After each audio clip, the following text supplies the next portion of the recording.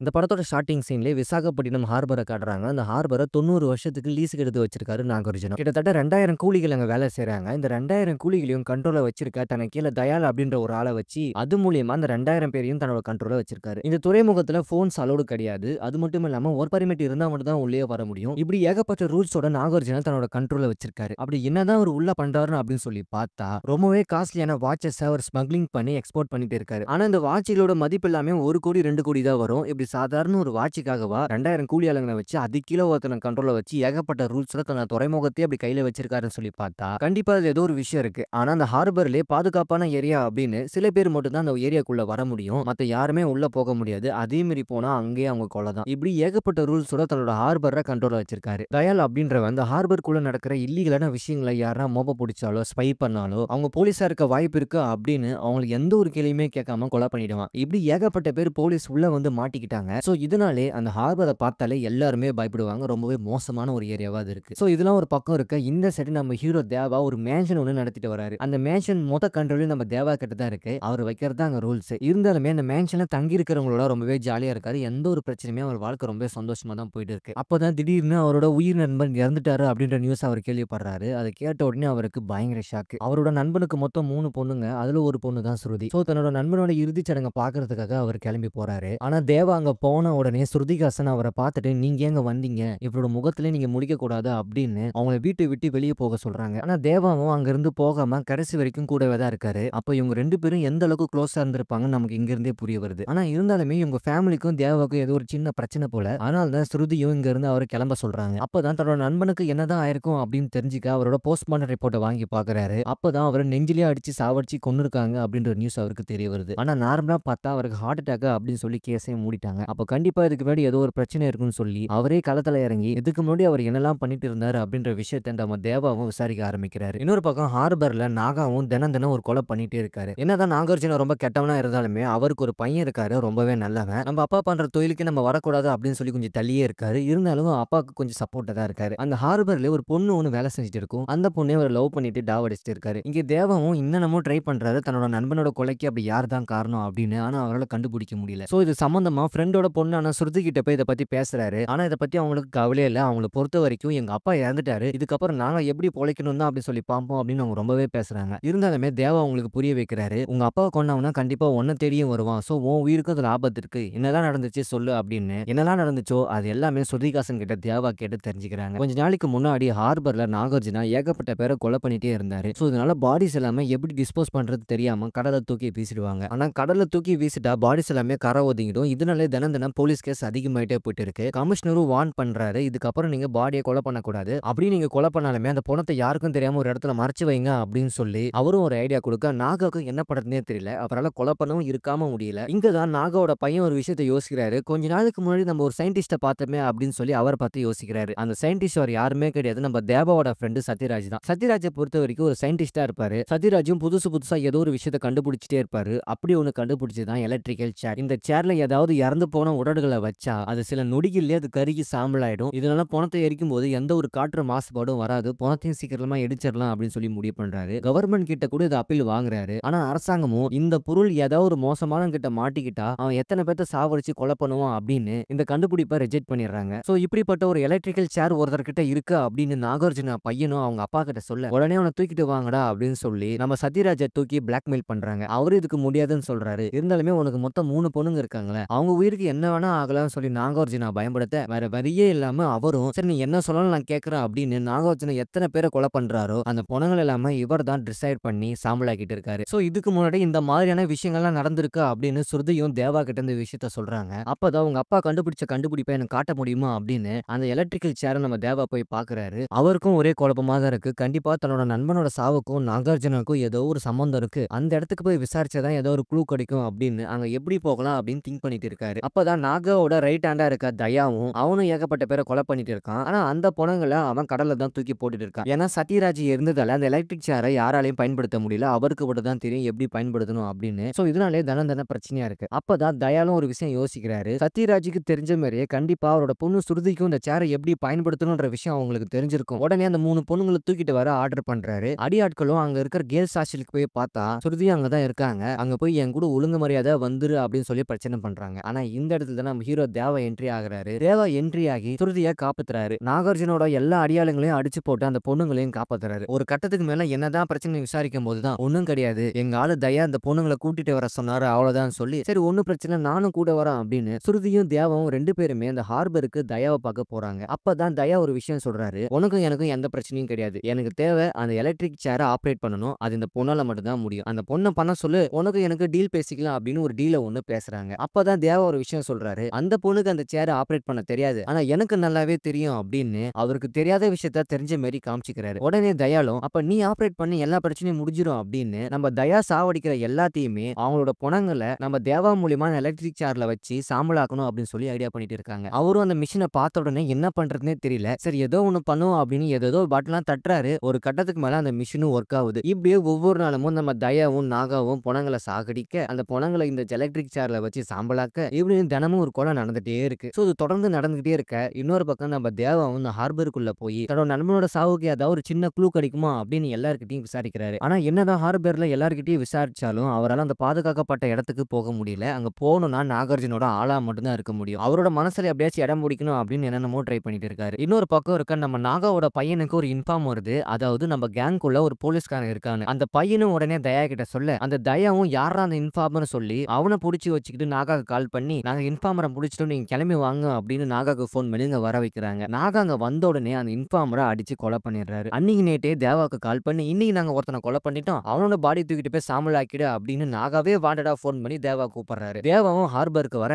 அப்பதான் தேவாவும் நாகாவும் 2 பேருமே ஒருத்தருக்கு ஒருத்தர் பாக்குறாங்க. ஆனா நாகாக்கு இந்த தேவா நம்ம எங்கேயோ பார்த்த மாதிரியே இருக்கே அப்படின்னு சொல்லி லைட்டா ஒரு டவுட் இருந்தாலும் சரி நான் கண்டுபிடிக்கிறேன் அப்படின்னு சொல்லி அங்க இருக்கிற பாரு போனோம் அந்த பணத்தை தூக்கிட்டு கிளம்பு அப்படின்னு சொல்லி சொல்றாரு. நம்ம தேவாவும் அங்க இருக்கிற பணத்தை போய் பார்த்தா பயங்கர ஷாக்கு. இங்கதான் அந்த படத்திலே மிகப்பெரிய ஒரு ட்விஸ்டே ரிவீல் ஆகுது. அந்த பணம் வேற யாருமே கிடையாது, நம்ம நாகாவோட ரைட் ஹேண்ட் தயா தான். எதுக்கு தயாவே அவனை சாகடிக்கணும், இந்த நாகாக்கு ஏதாவது ஒரு பிரச்சனை தயா தான் உயிரை கொடுத்து காப்பாத்தவனே அவனே அவன் சாகடிச்சிருக்கானே அப்படின்னு சொல்லி பார்த்தா ஆரம்பத்துல ஒரு இன்ஃபார்மரை நாங்க புடிச்சிட்டோம் அப்படின்னு சொல்லி தயா வந்து நாகாக்கு போன் பண்ணி கூட்டிருப்பான். அந்த இன்ஃபார்மர் வேற யாருமே கிடையாது, தயா தான். தயா வேற ஒருத்தனை மாட்டி விடணும் அப்படின்றதுக்காக எவனோ ஒருத்தனை இவன் தான் போலீஸ் இன்ஃபார்மர் அப்படின்னு சொல்லியிருப்பான். ஆனா நாகாக்கு இப்பதான் தெரிய வருது, 5 வருஷமா என் கூடயே இருக்கிற இந்த தயா தான் உண்மையான போலீஸ் இன்ஃபார்மர், இவன் மூலியமா தான் ஏகப்பட்ட நியூஸ் எல்லாமே வெளியே போயிட்டு இருக்கு அப்படின்ற விஷயம் தெரிஞ்ச உடனே இத்தனை வருஷம் பழக்கம் கூட பார்க்காம சுத்திலே ஒரே அடி போடு அவனை போட்டு தயாவை சாவடிச்சாரு நம்ம நாகா. சோ இங்க தான் நம்ம தேவாக்கு மிகப்பெரிய ட்விஸ்டே ரிவீல் ஆகுது. சரி நமக்கு எதுக்குப்பா வம்புன்னு தேவாவும் அந்த தயாவோட பாதியை தூக்குறாரு. ஆனா அப்ப நாக ஒரு விஷயம் சொல்றாரு, இவனை எரிக்காத இவனை மட்டும் புதைச்சிரு, அப்படின்னாதான் மத்த போலீஸ்காரங்களுக்கு எல்லாருக்குமே புத்தி வரும் அப்படின்னு நம்ம தயாவோட பாடியை மட்டும் புதைக்க சொல்றாரு. தேவாவும் நமக்கு எதுக்கு வம்பு நாக சொன்ன மாதிரியே தயாவோட பாடியை புதைக்கிறாரு. அப்படி கொஞ்ச நேரம் கழிச்சு பார்த்தா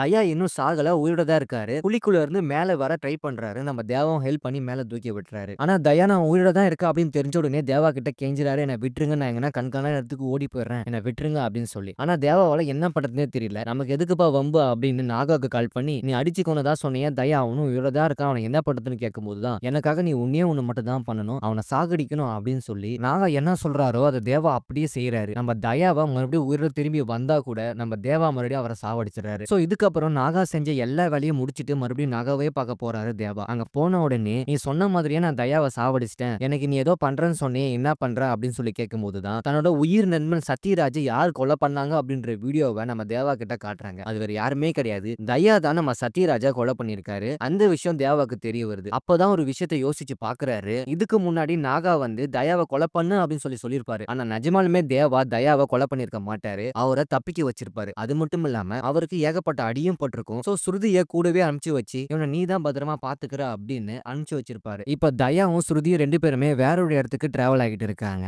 அப்பதான் நம்ம நாகாவும் இந்த வீடியோவை காட்டுறாரு, உன்னோட உயிர் நண்பனை கொன்னது வேற யாருமே கிடையாது தயா தான் அப்படின்னு. ஆனா சாகறதுக்கு முன்னாடி சத்யராஜ் தயாவோட காதல ஏதோ ஒரு விஷயத்த சொல்லியிருக்காரு, அது என்ன விஷயம் அப்படின்னு சொல்லி யாருக்குமே தெரியல. அந்த விஷயம் தெரிஞ்ச ஒரே ஆளு தயா தான். சரி தயா கிட்டே போன் பண்ணி கேட்போமே அப்படின்னு நாகாக்கு தெரியாம போன் பண்ணா அங்க தயா பயங்கரமா சிரிக்கிறாரு. ஆக்சுவலி வில்லனே அவர் தான் போல. சுருதியும் வேற கூடயே அமுச்சு வச்சிருக்காரா, ஏடா தம்பி நான் எதை சொன்னாலும் நீ நம்புறியா அப்படின்னு, உன் நண்பனை கொண்டது நான் தான், அது மட்டும் இல்லாம உன் நண்பன் சாவறதுக்கு முன்னாடி என்கிட்ட வந்து பவர் ஹவுஸ்னு அப்படின்னு ஒரு வார்த்தையை சொன்னான், அந்த வார்த்தைக்கு எனக்கு அதெல்லாம் தெரியல, ஆனா இதுதான் சொன்னான், இப்ப உன்னோட நண்பனோட போன நான் கடத்திக்கிட்டு போறேன், ஒழுங்கு மரியாதையா இப்ப நான் என்னென்னலாம் சொல்றனோ அதை நீ அங்கிருந்து செஞ்சாகணும் அப்படின்னு நம்ம தயா தேவாக்கே ஆர்டர் போடுறான். இப்ப தேவாவால எதுவுமே பண்ண முடியல, ஏன்னா நாகா கிட்ட நான் தயாவை கொலை பண்ணிட்டேன் அப்படின்னு சொல்லிட்டாரு. இப்போ மறுபடியும் உயிரோட இருக்குன்னு தெரிஞ்சா இங்க பிரச்சனை ஆயிடும். சோ இதனாலே நம்ம தயா என்னெல்லாம் சொல்றாரோ அதெல்லாம் கேட்கற வேண்டிய நிலைமைக்கு நம்ம தேவா வராரு. சோ உண்மையான வில்லன் நாகாவையும் தாண்டி தயா தான் தன்னோட உயிர் நண்பனை கொண்டிருக்கான். ஆனா ஏன் கொண்டானும் தெரியல. நம்ம உயிர் நண்பன் சாகிறதுக்கு முன்னாடி பவரோஸ் அப்படின்ற ஒரு கோடு வேற சொல்லியிருக்கான். சோ இதுக்கு பின்னாடி அப்படி என்னதான் இருக்கு அப்படின்றத இது வரைக்கும் நம்ம யாருக்கும் தெரியாம இங்கதான் நமக்கு இன்டர்வெல்லே விடுறாங்க. சோ இதுக்கப்புறம் சத்யராஜை ஏன் வந்து தயா கொலை பண்ணணும் அப்படின்னு சொல்ற விஷயத்தை நம்ம இங்க தான் காட்டுறாங்க. தயா வந்து போலீஸ்காரர் அப்படின்ற விஷயத்த மொத கண்டுபிடிக்கிறதே சத்யராஜ் தான். இந்த விஷயம் வெளியே தெரிஞ்சா என்னோட உயிருக்கு ஆபத்து வரும் அப்படின்னு சொல்லி தான் சோ நம்ம தயாவும் சத்யராஜை கொலை பண்ணிடுறாரு. அப்படி கொலை பண்றதுக்கு முன்னாடி என்ன தேடி ஒருத்தன் வருவான், கண்டிப்பா அவங்கிட்ட நீ பதில் சொல்லுவா அப்படின்னு நம்ம தேவாவை தான் அவர் சிம்பாலிக்கா சொல்றாரு. சோ நான் ஒரு போலீஸ்காரன் அப்படின்னு சத்யராஜுக்கு தெரிஞ்சது, அதனால மட்டும் தான் தயா வந்து அவரை கொலை பண்றாரு. இன்னொரு பக்கம் தயாவும் ஸ்ருதியை கூப்பிட்டுக்கிட்டு அவரோட இடத்துக்கு கிளம்பி போறாரு. இப்ப தேவாவால ஸ்ருதியும் காப்பாற்ற முடியல, இங்க இருந்தும் தப்பிக்க முடியல. அப்ப தயாவும் தேவாவுக்கு போன் பண்ணி ஸ்ருதியை நான் விடணும்னா ஒரே ஒரு கண்டிஷன் தான். இத்தனை நாளா நான் நாகா கிட்ட கூட இருந்த சம்பாதிச்ச பொருட்கள் எல்லாமே அங்கதான் இருக்கு. அது மட்டும் இல்லாம நான் சேர்த்து வச்ச எவிடன்ஸும் அங்கதான் இருக்கு. அது எல்லாமே நான் எடுத்து கொடுத்துட்டு ஸ்ருதி நான் விட்டுறேன் அப்படின்னு சொல்லி கண்டிஷன் போறாரு. ஆனா தேவாவால அங்க போகவே முடியாது. ஏன்னா அதெல்லாம் பாதுகாக்கப்பட வேண்டிய இடங்கள், அது வெளியாட்கள் யாருமே அனுமதி இல்லாத ஒரு ஏரியா. அதே மாதிரி தேவா யாருக்குமே தெரியாம அங்க போய் இந்த ஃபைலையும் அந்த நகையும் எடுத்தா மட்டுமே இங்க ஸ்ருதியோட உயிருக்கு எந்த ஒரு ஆபத்தும் இருக்காது. சோ நம்ம தயா என்னெல்லாம் சொல்றாரோ அது எல்லாமே தேவா யாருக்கும் தெரியாம கச்சிதமா எடுத்து முடிக்கிறாரு. அப்போதான் ஒரு கட்டத்துக்கு மேல யார் கண்ணா இவர் அகப்பட்டா கூட அந்த இடத்துல அவனை போட்டு தள்ளிட்டு என் நண்பனோட பொண்ணு தான் எனக்கு முக்கியம் அப்படின்னு அவர் வேலையில மட்டும் குறிக்கோளா இருக்காரு. ஒரு கட்டத்துக்கு மேல தயா என்ன சொன்னாலுமே தேவா செஞ்சுட்டு இருந்தாரு. அப்ப கடைசியா எனக்காக நீ ஒன்னே ஒண்ணுதான் பண்ணணும், நாகார்ஜுனோட பையனை நீ கொலை பண்ணணும். ஆனா தேவாக்கு ஒரு விஷயம் மட்டும் புரிய வருது, இந்த இடத்துல எவ்வளவுதான் ஏகப்பட்ட கெட்டவங்க இருந்தாலுமே நாகாவோட பையன் மட்டும் தான் நல்லவன். அப்படிப்பட்ட ஒரு நல்லவனை நான் எப்படி கொன்றது அப்படின்னு சொல்லி அவர் யோசிக்கிறாரு. ஆனா நீ நாகாவோட பையனை கொலை பண்ணலன்னா இங்க இந்த பொண்ணு நான் கொலை பண்ணிடுவேன் அப்படின்னு தயா மிரட்டுறாரு. வேற வழியே இல்லாம நாகாவோட பையனை கொலை பண்றதுக்காக தனியா கூப்பிட்டு வராரு. ஆனா கடைசி வரைக்கும் தேவாவால கொலை பண்ணவே முடியல. நாகாவோட பையன் அங்க இடத்துல வேலை செய்யற ஒரு பொண்ணை லவ் பண்ணிட்டு இருப்பான். அந்த பொண்ணு கூட இங்க இருந்து எப்படியாச்சும் தப்பிச்சு ஓடிடுறா, யாரு கண்ணியும் படாதா அப்படின்னு அந்த பொண்ணு கூடயே அமுச்சு வச்சிடறாரு. அந்த பொண்ணு கூட அமுச்சு வச்ச உடனே நம்ம தயாக்கு விஷயம் லீக் ஆகுது, தேவா வந்து அந்த பையனை கொலை பண்ணலாம் அப்படின்னு. உடனே தயாவும் டென்ஷன் ஆகி நான் சொன்ன வேலையை நீ செய்யல, அதனால இந்த பொண்ணை நான் கொலை பண்ண போறோம் அப்படின்னு ஸ்ருதியை கொலை பண்ண போறோம் அப்படின்னு தேவாக்கு வீடியோ கால்ல மிரட்டிட்டு இருக்காரு. அப்பதான் ஹீரோ தயாவை பார்த்து ஏன்டா திலீப் அப்படின்ற அவரோட நெஜ பேரா சொல்றாரு. அங்கதாங்க ஒரு மிகப்பெரிய ட்விஸ்டே உருவாகுது. அதாவது நம்ம தயாவோட உண்மையான பேரு திலீப். நம்ம தயா என்ற திலீப்புக்கு ஒரு மனைவி வேற இருக்காங்க. அந்த மனைவி வேற யாருமே கிடையாது, நாகாவோட பையன் ஒரு பொண்ணை லவ் பண்ணிட்டு இருந்தால அந்த பொண்ணு தான் நிஜமாலுமே நம்ம திலீப்போட மனைவி. இங்க தான் அந்த படத்துல மிகப்பெரிய ஒரு ட்விஸ்டே ரிவீல் ஆகுது. ஆக்சுவலி பார்த்தா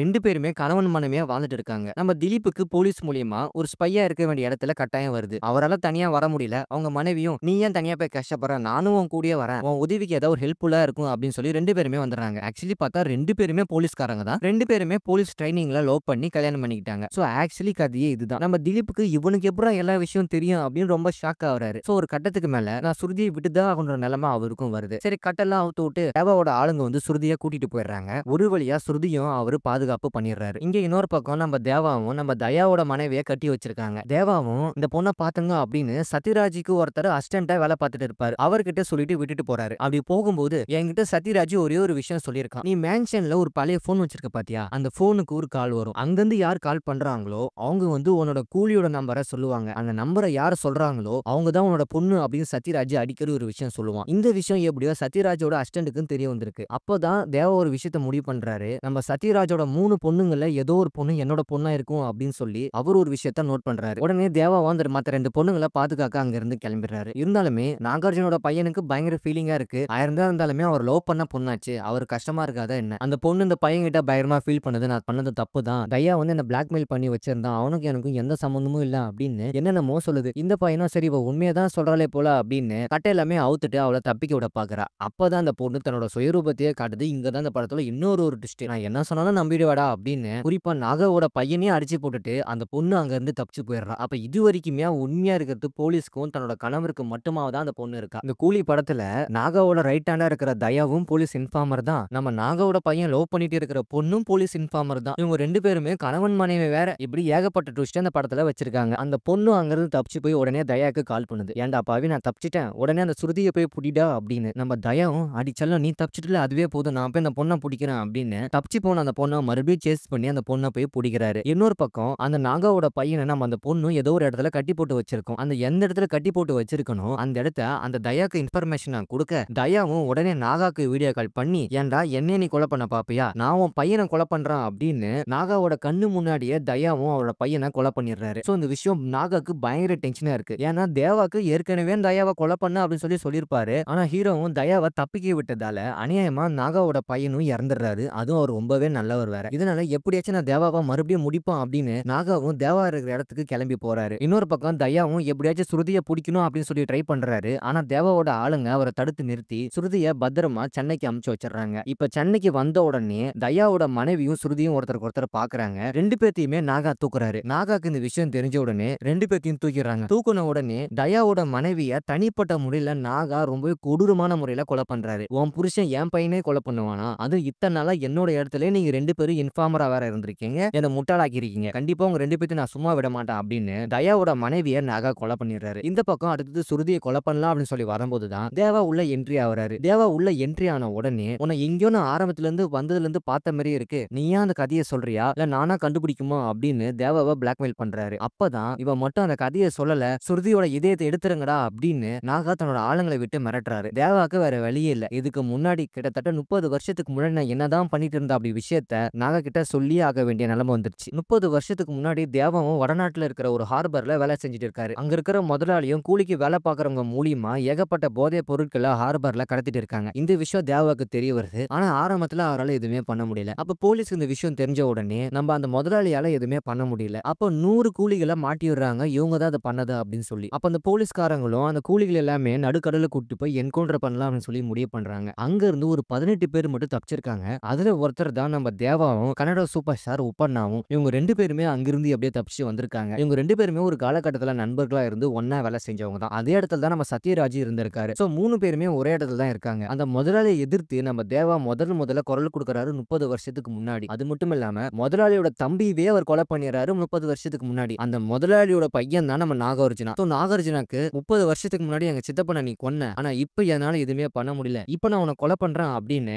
நாகாக்கும் தேவாக்கும் பயங்கரமா ஃபைட் நடக்குது. அந்த ஃபைட்டோட இறுதி முடிவா நம்ம தேவா இதுக்கப்புறம் என்னால காத்துட்டு இருக்க முடியாது, நீ செத்தேதான் ஆக வேண்டாம் அப்படின்னு நாகார்ஜுனாவை கொலை பண்ணிடுறாரு. அப்படி கொலை பண்ணது மட்டும் இல்லாம ஸ்ருதிகாசனையும் காப்பாத்தி அங்கிருந்து எல்லாத்தையும் சேஃபா கூட்டிட்டு வந்துடுறாரு. இப்ப இதுக்கப்புறம் பிரச்சனை ஓரளவுக்கு முடிஞ்சுதா அப்படின்னு சொல்லி பார்த்தா இங்கதான் மிகப்பெரிய ஒரு ட்விஸ்டிங் பாயிண்டே உருவாகுது. நாகார்ஜுனா சாகிறதுக்கு முன்னாடி என்ன நீ கொலை பண்ணிடலாம், ஆனா என்ன தேடி ஒருத்தன் வருவான்டா, அவங்கிட்ட நீ பதில் சொல்லி ஆகணும் அப்படின்னு சொல்லி ஒரு விஷயத்த சொல்றாரு. ஏடா ஆளாளுக்குள்ள அவன் வருவான் இவன் வருவான் அப்படின்னு சொல்லி பார்த்தா கடைசியா வராரு நம்ம அமீர் கான். அமீர் கான் வேற யாருமே கிடையாது, நாகார்ஜுனோட தம்பி தான் நம்ம அமீர் கான். சோ அமீர் கானும் அங்க வந்த உடனே என்னோட அண்ணனோட சாவுக்கு யாரா காரணம், அவனை சுட்டு கொல்லாம விட மாட்டேன் அப்படின்னு தேவாவை பாக்குறாரு. நாகாக்கு எப்படி தேவாவை எங்கேயோ பார்த்த மாதிரி இருக்கோ அதே மாதிரி அமீர் கானுக்கும் தேவா எங்கேயோ பார்த்த மாதிரி இருக்கு 30 வருஷத்துக்கு முன்னாடி. அந்த பழைய நினைவுகள் எல்லாமே ஞாபகம் வருது. ஆனா அமீர் கானோட அப்பாக்கு தேவா பார்த்தா ஒரு சின்ன பயம். சரி இதுக்கப்புறம் நம்ம பிரச்சனை பண்ண தேவையில்ல, நம்ம ரெண்டு பேருமே ஒரு டீம் ஆயிடலாம், நம்ம ரெண்டு பேரும் ஒரு டீம் ஆகி நம்ம பிசினஸ் பெரிய அளவுக்கு கொண்டு வரலாம் அப்படின்னு ரெண்டு பேருமே கை கோக்குறாங்க. சோ அமீர் கானும் அவங்களோட ஆளுங்களை விட்டு தயாவை தூக்கிட்டு வர சொல்றாரு. எல்லா பிரச்சனைகளுக்கும் காரணம் இந்த தயா தான். இந்த தயா நிஜமாலுமே போலீஸ்காரனா இல்ல நிஜமாலுமே இவன் தான் வில்லனாலே தெரியல. இவனால தான் ஏகப்பட்ட பிரச்சனை. இவன் போலீஸ்காரா அப்படின்னு தெரிஞ்ச உடனே நம்ம தேவாவன் தப்பிக்க விட்டுருப்பாரு. அங்க இருந்து தப்பிச்சிடலாம். ஆனா இத்தனை நாளா நான் கஷ்டப்பட்ட பணம் எல்லாமே இந்த ஹார்பர்ல தானே இருக்கு, அங்கிருந்து நம்ம எப்படியாச்சும் கொண்டு வரணும் அப்படின்னு சொல்லி தேவாக்கு தெரியும் ஸ்கெட்ச் போட்டு அவங்க மனைவி வேற ஹார்பர்ல மாட்டி இப்ப அவங்களும் இறந்துட்டாங்க. கடைசியில நம்ம தயாவும் நம்ம தேவா கிட்டே இறந்துட்டாங்க.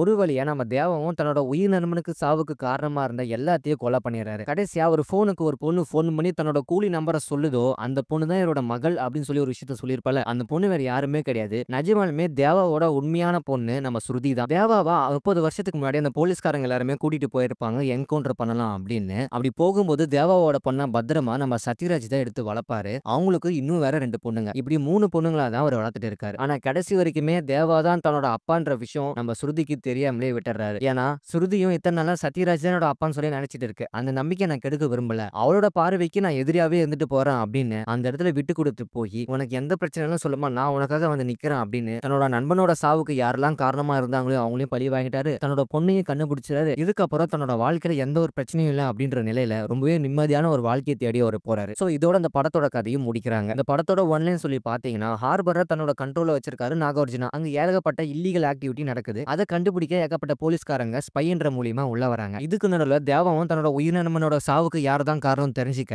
அந்த துறைமுகத்துக்குள்ள என்ட்ரி ஆகுறாரு. அப்ப நாகார்ஜுனா நான் ஒரு ஸ்பையை கண்டுபிடிச்சிட்டேன் அப்படின்னு 5 வருஷமா கூடவே இருக்கிற தன்னோட ரைட் ஹேண்ட் தான் தன்னோட ஸ்பை அப்படின்னு தெரிஞ்ச உடனே தயாவை கொலை பண்ணிடுறாரு. தேவா மூலியமா தயாவோட பாடியை புதைக்க சொல்ல ஆனா அந்த பையன் உயிரோட தான் இருக்கான்னு தெரிஞ்ச உடனே தயாவை நம்ம தேவாவும் தப்பிக்க விட்டுறாரு. அங்க இருந்து பிரச்சனை ஆரம்பிக்குது. இப்போ ஒரு கட்டத்துக்கு மேல தயா எப்படியாச்சு அங்க பதுக்கி வச்சிருக்கிற பொருட்களை எடுக்கணும் அப்படின்னு சொல்லி ட்ரை பண்றாரு. அது எக்கு தப்பா போய் கடைசியில தேவா கையிலுமே எல்லாரும் சாக வேண்டிய நிலைமை வந்திருக்கு. இந்த படத்தோட ஒன்லைன் தான் ஆவரேஜா இருந்தாலுமே இந்த படத்தோட செகண்ட் ஹாஃப் ரொம்பவே நல்லா இருக்கு, ஓரளவுக்கு எங்கேஜாக இருக்குன்னு சொல்லலாம். சோ கண்டிப்பா எல்லாரும் பார்க்க வேண்டிய ஒரு படம் தான் கூலி. படத்தோட மூவி ரிவ்யூ எக்ஸ்பிளனேஷன் வீடியோ உங்களுக்கு பிடிச்சிருந்தா மறக்காம நம்ம சேனல் நீங்க சப்ஸ்கிரைப் பண்ணிடுங்க.